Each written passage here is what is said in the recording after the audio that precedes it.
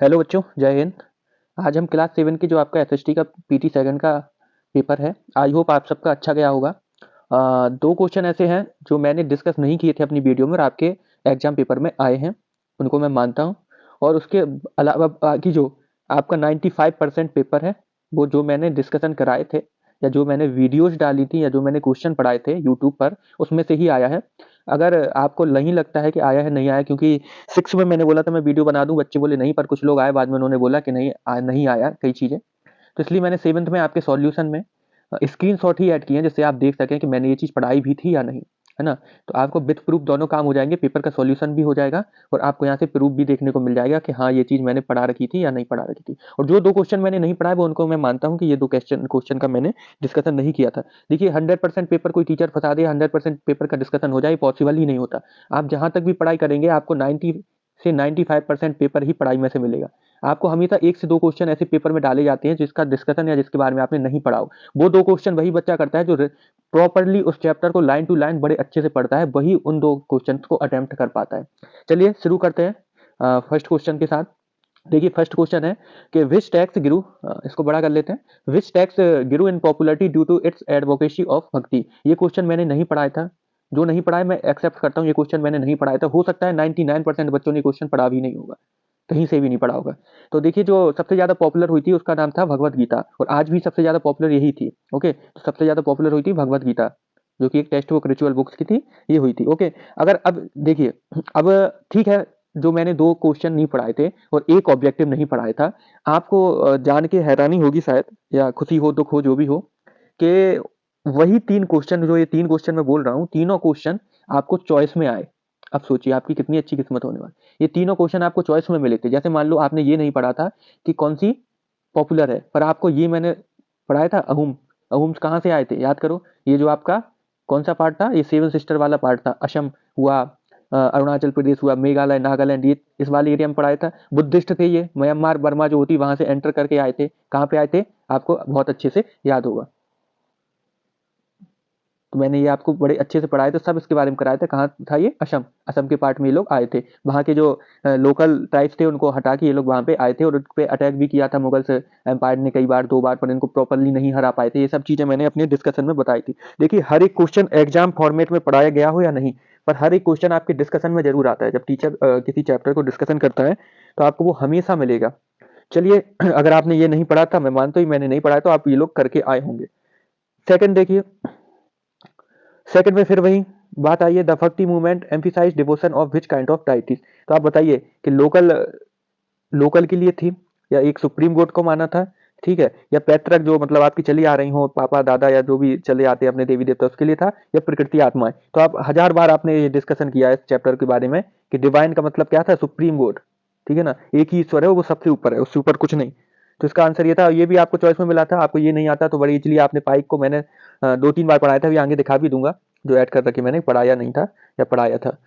तो वो क्या था कि जो सेंसस कराते थे, और जो विलेज था, विलेज में से मान लो 100 लोग रहते हैं, तो फिक्स कर दिया कि 50 लोगों को 10 दिन तक अपनी लेबर में ड्यूटी देनी पड़ेगी। लेबर का काम क्या था, कंस्ट्रक्शन करना। ओके, तो ये क्या था, क्या था, लेबर ग्रुप। किसको बोलते थे, एक लेबर के ग्रुप को बोलते थे। नेक्स्ट देखिए, यहाँ पे एक आपको स्टेटमेंट दिया है कि recent report from the Yale program on climate change communication and sea water international reveals that a large majority of the Indian public, है ना, लार्ज मेजॉरिटी कितनी, 82% पब्लिक, पब्लिक जो इंडिया की है, वो आर इधर अलार्म्ड और कंसर्न अबाउट ग्लोबल वार्मिंग। तो किसके लिए चिंतित है, ग्लोबल वार्मिंग के लिए। जो ग्लोबल वार्मिंग हो रही है क्लाइमेट में, उसके लिए चिंतित है, ठीक है। अब इन्होंने जो ऑप्शन दिए हैं उनको पढ़ते हैं। ये आपका है क्रिटिकल थिंकिंग, एक वर्ड होता है क्रिटिकल थिंकिंग, उससे रिलेटेड क्वेश्चन है। आपको यहाँ पे अपनी दिमाग का यूज करना है, ये कोई टीचर नहीं पढ़ा सकता, इसको दिमाग का यूज करना है। अब देखिए, फर्स्ट है, yes global warming is happening, the government should make plan to tackle it. मतलब आपको हाँ पता है कि हो रही है और गवर्नमेंट को प्लान बनाना चाहिए, ठीक है। चारों पढ़ते हैं पहले। Yes global warming is going to happen in future, नहीं अभी नहीं हो रही, पर फ्यूचर में होगी, और जो पॉलिसीज हैं वो गवर्नमेंट को बनानी चाहिए, ठीक है, ये बात भी। No global warming is only political issue, ये तो नहीं है, आप भी सुन रहे हैं ग्लोबल वार्मिंग लगातार हो रही है, आप भी देख रहे हो टेम्परेचर बढ़ रहा है अर्थ पे, तो ये तो कैसे भी नहीं हो सकता। पॉलिटिकल इशू तो हिंदू मुस्लिम हो सकते हैं, धर्म हो सकता है, ग्लोबल वार्मिंग कभी पॉलिटिकल इशू नहीं हो सकता। नेक्स्ट देखिए, no there is no impact और ग्लोबल वार्मिंग, ये भी बात गलत है। तो अब आप समझ रहे हैं इन दो बात में। अब बात कहाँ फंस गई, एक तो हैपनिंग कि हाँ हो रही है, और एक फ्यूचर में होगी। तो आप सभी जानते हैं कि हो रही है, तो इसका जो राइट आंसर होगा वो होगा A, yes global warming is happening, the government should make plan for it. Okay, next question देखते हैं। वायु के संगठन में ऑक्सीजन की क्या मात्रा है। आप सभी जानते हो आपके 21% क्या है, ऑक्सीजन है। और यही चीज आपको बनानी थी जो आपका मैप आया, जो मैंने कहा ना, मैंने 2 क्वेश्चन नहीं कराया, उसमें से एक था मैप, ड्राइंग, मैप नहीं ड्राइंग। वो क्वेश्चन मुझे नहीं लगता कि कराने की जरूरत थी, हालांकि मैंने जब स्कूल में क्लास ली थी तब आपको कराया था, पूरा बताया था ड्राइंग बना के। पर वो ऐसी चीज है कि आप लोग छोटे से पढ़ते आ रहे हैं, अभी मैं बताऊंगा उस क्वेश्चन में डिस्कस करेंगे, अभी इसको छोड़ते हैं। तो 21% क्या थी, ऑक्सीजन है। नेक्स्ट क्वेश्चन है, who are the most involve in household work. अब आप अपने घर से बता दीजिए कि आप काम करते हैं, नौकर काम करते हैं, घरेलू नौकरानी या महिलाएं। तो मोस्टली जो हमारी मदर्स हैं वही काम करती हैं, तो इसका क्या होगा, लेडीज, महिलाएं। नेक्स्ट क्वेश्चन है, हु वॉज सावित्री बाई फुले। इसका आपने पढ़ा था वुमेन्स सेव द वर्ल्ड के बारे में। This question is benefit of doubt, मैं आपको पहले बता देता हूँ। ये क्वेश्चन आप अपने टीचर से डिस्कस कर लें कि उन्होंने क्या इसको सही माना है। एक्चुअली जो सावित्रीबाई फूले थी वो एक सोशल वर्कर थी। इन्होंने जो आदिवासी ग्रुप थे उनकी उत्थान किया था, मतलब उनको अच्छी अच्छी आगे बढ़ाने के लिए, डेवलपमेंट करने के लिए। और ये एक शिक्षाविद नेता यानी एजुकेशनलिस्ट भी थी नहीं, और इसके अलावा ये राइटर भी थी, ये लीडर नहीं थी। तो या तो क्वेश्चन ये होना चाहिए था कि सावित्रीबाई फूले कौन नहीं थी, है ना, क्योंकि एक क्वेश्चन, एक आंसर है जो नहीं थी, बाकी ये तीनों चीजें हमें ये थी। तो या तो फिर आपका ये भी सही माना जाएगा, आपने ये लगाया तब भी सही, ये लगाया तब भी सही, ये भी लगाया तब भी सही, या फिर यहाँ नहीं होना चाहिए था। ये आपका बेनिफिट ऑफ डाउट है, अपने टीचर से डिस्कस कर लें, ये तीनों थी, ये तीनों इनके काम थे। नेक्स्ट है रुकैया सुल्ताना हुसैन कौन थी, वुमेन इन द वर्ल्ड में, मैंने पढ़ाया था। तो आपको पता होगा इन्होंने छिप छिप के पढ़ाई की थी, और इन्होंने एक अपनी स्टोरी लिखी थी, कौन सी, ड्रीम की, जहाँ सिर्फ महिलाएं हैं और सारे काम कौन कर रही हैं, विमेन्स कर रही हैं। स्पेशली वो काम से बताए थे इन्होंने जो विमेन्स के लिए मना है। तो ये भी आप जानते थे, ये क्या है, एक कौन थी, तो राइटर थी। ओके, ये क्या थी, राइटर थी। नेक्स्ट देखिए, what major sources provide fresh water. ये मैंने आपको स्कूल में भी कराया था एक दिन, क्लास स्टार्ट करने के पहले आपको दिया था करने के लिए, फ्रेश वाटर रिसोर्सेज को लिखिए। और इसके अलावा मैंने जब क्लास ली थी उसमें भी बाकायदा मार्क किया था कि ये मोस्ट इंपॉर्टेंट क्वेश्चन है, और आपके में पूछा भी गया है। देखिए अब इसको कैसे आप एलिमिनेट कर सकते हो। जैसे आप यहाँ पे देख रहे हो ग्राउंड वाटर, जी हाँ ग्राउंड वाटर होता है, पर आइस केप नहीं होता। तो ये क्वेश्चन कैंसिल, ये जो ऑप्शन है कैंसिल हो गया। इसके अलावा आपका झील और तालाब ये हो सकता है। ओके, अब हम इससे अगर बेटर मिलता है हमें ऑप्शन तो हम उसके साथ जाएंगे, वरना इसके साथ जाएंगे। देखिए ओशियंस तो कहीं से भी नहीं होता। अब यहाँ पे आपको रिवर दिया होता है, तालाब दिया होता है, झरने दिया होता है, और ग्लेशियर दिया ये भी होता है। तब आप ए के साथ जाएंगे, क्योंकि यहाँ पे आपको बहुत सारे रिसोर्सेज सही मिल रहा है। देखिए लेक्स को उतना नहीं माना जाता है। ओके, लेक्स को उतना नहीं माना जाता है, हालांकि तालाब को माना जाता है। तालाब एक आर्टिफिशियल है, ये भी मैंने पढ़ाया था कि आर्टिफिशियल रिसोर्सेस है, वाटर रिसोर्स है। तो इसका क्या, किसके साथ जाएंगे, ए के साथ जाएंगे। नेक्स्ट देखिए, 26 दिसंबर 2004 को हिंद महासागर में कौन सी प्राकृतिक आपदा आई। ये मैंने कहा था कि इसका पैराग्राफ आप पढ़ के जाना, है ना। ये वाटर वाले चैप्टर का पार्ट था, और आप सब जानते हैं कि सुनामी आई थी, और सुनामी एक जापानी वर्ड है। ओके, नेक्स्ट देखिए, the most important layer of the atmosphere. ये मैंने डिस्कशन में आपको 10-10 बार बोला था कि ट्रोपोस्फेयर है, जहाँ पे हमारी क्या होती है, वेदर और क्लाइमेट जहाँ से डिसाइड होता है वेदर, वो क्या है, ट्रोपोस्फेयर है। ओके, चलिए ये आपके ऑब्जेक्टिव थे। अब देखते हैं शॉर्ट क्वेश्चन आंसर। जो पहला क्वेश्चन मैंने आपको यूट्यूब पर नहीं कराया, वो था explain the composition of air and figure. मतलब जो वायु के संगठन को चित्र, जो ड्राइंग आपको बनानी थी, है ना। ये मैंने क्लास में कराया था, मैं मानता हूँ यूट्यूब पे मैंने नहीं कराया, और ये नहीं भी कराने के बाद भी आप कर सकते हो, आप सब जानते हो। ऐसे आपको अर्थ बनानी है सिंपल सी। अर्थ में आपको बताना था, क्या बताना था, कि जो 78% है वो नाइट्रोजन है।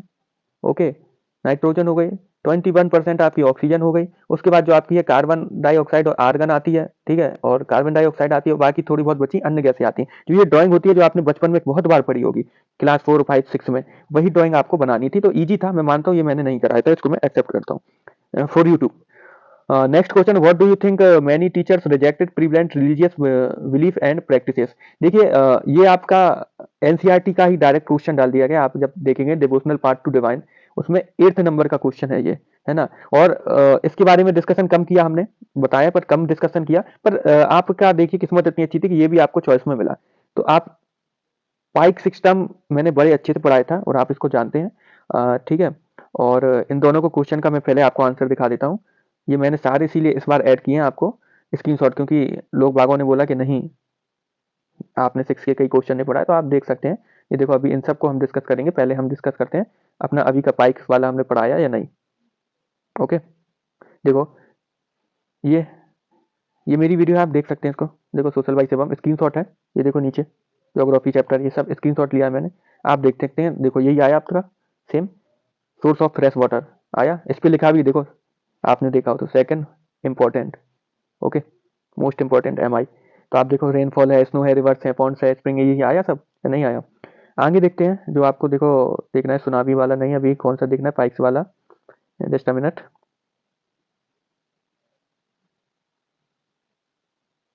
ये देखो सामुआ वाला भी आया, मैंने इसका ब्रीफली क्वेश्चन में भी डिस्कशन किया था, उसके बाद एक और वीडियो डाली थी, तो सिर्फ 15 लोगों ने देखा था। लोगों ने सोचा केवल एक आइसलैंड की वीडियो डाल दी, क्या इंपॉर्टेंट होगी, और उसी में से आ गया, है ना।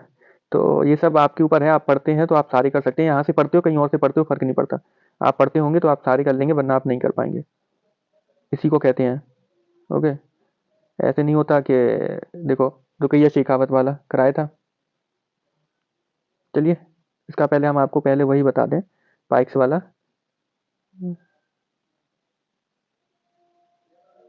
Just a minute.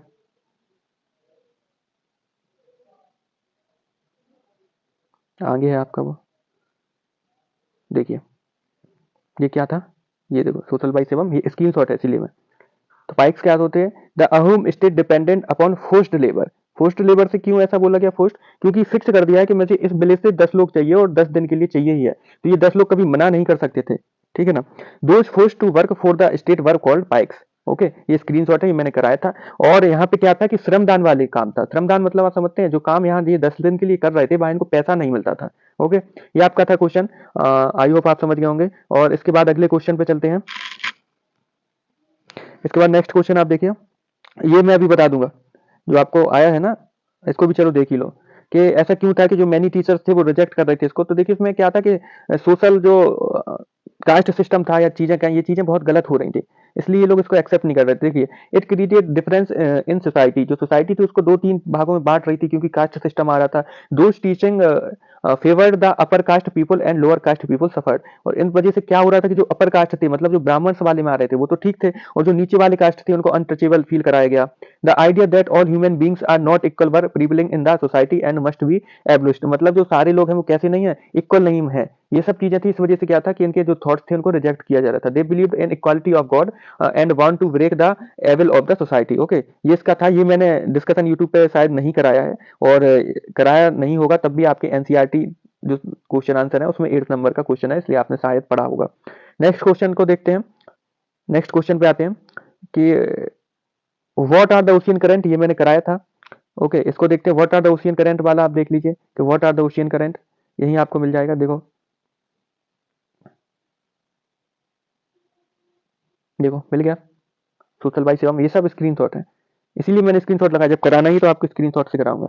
देखिए ocean current are stream of water flowing continuously on the earth on the ocean surface in definite direction, ये याद रखो, डेफिनेट एक फिक्स डायरेक्शन में जाते हैं। दे में वी वार्म और कोल्ड।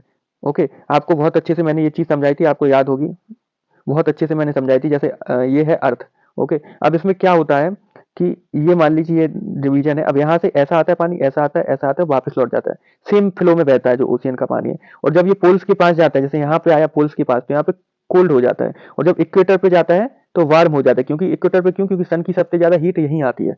ये मैंने करा दिया, इसका भी आपको प्रूफ दे दिया। नेक्स्ट क्वेश्चन देखते हैं, जो आपका नेक्स्ट क्वेश्चन है वो है कि what are the difference between the work of the boy and girls in Samoa Island. ये मैंने क्वेश्चन कराया है आपको, और इसके बाद मैंने एक वीडियो डाली थी 10-15 मिनट की, जिसमें केवल इस आइसलैंड के बारे में पढ़ाया था। उसको बहुत कम बच्चों ने देखा, और जितने बच्चों ने देखा होगा उनको आज बेनिफिट फील हुआ होगा कि हाँ मुझे इस चीज का बेनिफिट मिला।